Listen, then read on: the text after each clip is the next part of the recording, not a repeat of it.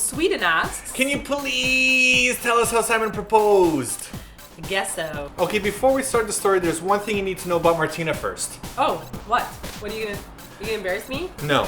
She's like the 007 Sherlock Holmes meets Dr. House of surprises. Oh, yeah. You give her any clue whatsoever about anything, she will figure out exactly what you've got planned. Yeah. You wear a different color shirt, she's gonna say, oh wait, you must have got that at the store where you bought my birthday present. You fart one octave louder than before, she'll know that you ate something different, which means that you went to a restaurant, which means that you planned an anniversary present. She knows it all. It's so difficult to surprise her. Yeah, I'm good like that. It's really annoying. It's like a useless superpower. The ability to predict surprises! So the day was our 1 year dating anniversary. Our date-iversary. Yes, it was our date-iversary, and I wanted to plan something special. So in cahoots with her mother, I started first by going to Martina's house and making her a surprise breakfast while she was still asleep. Yes, and I looked terrible. I was in like pajamas with my hair upside down with like drool. Beautiful when crusted on my face. You drool and crust. I'm like, huh, what? Okay, so while Martina was getting ready, I had plans so that Martina's mother would take the car that we were supposed to drive downtown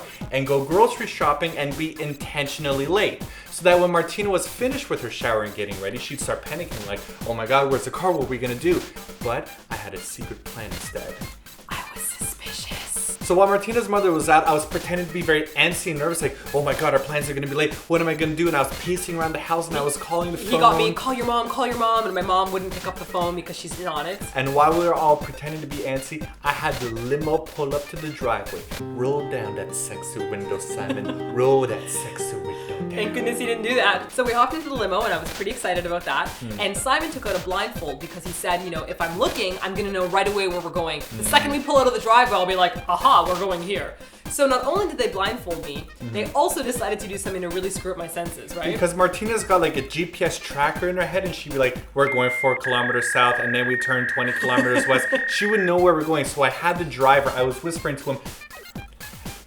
So we went down a whole lot of different side streets. We reversed, we started driving backwards. We flipped the car over a couple of times. I thought that was odd. And Martina was very confused and she had no idea where we were going afterwards. Yeah, it actually did work because I seriously can like picture the road in my mind with my eyes shut. So the blindfold did nothing. The blindfold does nothing. So we wound up pulling up into Hart House. Now what's special about this place is that we actually talked about having a wedding there one day. So what I want to do is that for our anniversary, I wanted to have lunch there at the little bistro that they had. So I was actually really thrown off by this part because Simon kept going on and apologizing to me at the bistro. I'm so sorry, you know that I'm broke, I can't afford, you know, an engagement ring, but you know, why don't we get engaged in the summertime? And I actually fell for this completely because we had honestly talked about engagement in the summertime, not at the time that it was happening. So I was like, you know, Simon, don't worry, I understand, you don't have any money, but he was actually like already had bought the ring and everything by then. So we had a delicious meal at the bistro, we had 3 courses and we had dessert, and I really fell in love with the atmosphere of the restaurant. But after that, Simon told me, oh, why don't we go see a movie? So we went to see a movie, and 2 hours later we came out of the movie, and Simon just suggested, like, you know, lightly and airily, hey, you know what we should do? Since it's our anniversary, why don't we go back to the classroom that we first met in? Now this is where the big part comes in. Now I had that classroom booked for the specific time that I want to come in there and propose to Martina.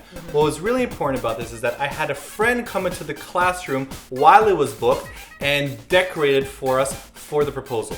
So we continued our walk to the classroom, and we went down the stairs, and it was like this dingy, old-looking building, so there was nothing like romantic about it at all. And the classroom door was closed, and I didn't think anything about it. And Simon's like, "Is there a class in there?" And I'm like, "Oh, it's empty." And when I opened it up, I was totally floored. So the classroom was covered in candles. There were poetry, like pieces of poetry, scattered throughout the classroom, From all our over classroom, the tables. yes. They had a poem handwritten on the chalkboard. It was just amazing looking. The poem that we had written on the chalkboard is actually a very special poem. It's by Christina Rossetti and it's called Remember. It's a sonnet, and I actually still have it memorized. Not kill everyone now, but we'll probably post it on the blog post. I also found out later on that Simon's friend who helped decorate the classroom also went back afterwards to gather up all the different photocopies of the poems and everything. So I actually got a chance to keep them. So I still have them now, actually, the same ones. In your sentimental box. That's right, and I'll pass it on to Spudgy when he gets older. And when he wants to propose. When he wants to propose to his bunny cushion back in Canada. Bunny cushion. So I sat her down in the chair and I got down on one knee. And I was like, oh my god, what's happening right now? Is Is this a proposal? Have I been surprised for the first time in my life via a proposal? Oh my gosh. And I said to her, at first I called you Martina, and then I called you Sunshine, and then I called you Snuggle Duck. And now I want to call you my wife.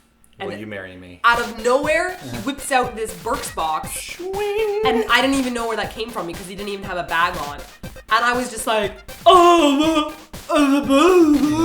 and I started crying, and I was like, yes, of course I'm marrying you. And then the crowd in the background jumped up from behind the desk and cheered, and Simon fist pumped that guy. There was no crowd. But what I had planned is that while she was still sobbing in tears, I grabbed her by the hand and I took her upstairs, and there was another limo waiting for us. And he there. rushed me like as if there was some huge event happening, and I was like, where are we going? And I like ran upstairs with Simon into the arms of a limo. Limos have arms? They've got these really long, big arms, and They do. So we arrived at a restaurant, and Simon had chosen this restaurant because it was in the neighborhood that my grandmother used to live in, my Baka, and my Baka had recently passed away. So I was feeling really upset about that. So Simon wanted it to be in the neighborhood, so my Baka was kind of present with us all. So that really choked me up again. So I was already crying from the proposal, now I'm crying because of the symbolic nature of the restaurant. And then my family's waiting in the restaurant, and then I cry again. It was just all types of crying, like onions underneath my eyes the whole time. Great success. Yes. So that's our proposal story.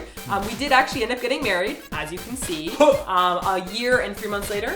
Yeah. And we did actually use the restaurant that Simon took me to as our reception area. So it had a lot of like important memories to us. So That's awesome. yeah, we had a reception at our university and in the same restaurant. So it was very cool. So if there's a question you want us to answer for our TLDR Thursdays, head on over to our bonus channel and ask in the Google Moderator page. Or if you don't want to ask a question, you can thumb up a question or thumb down a question and hope that it wins for next week. Huzzah! Huzzah!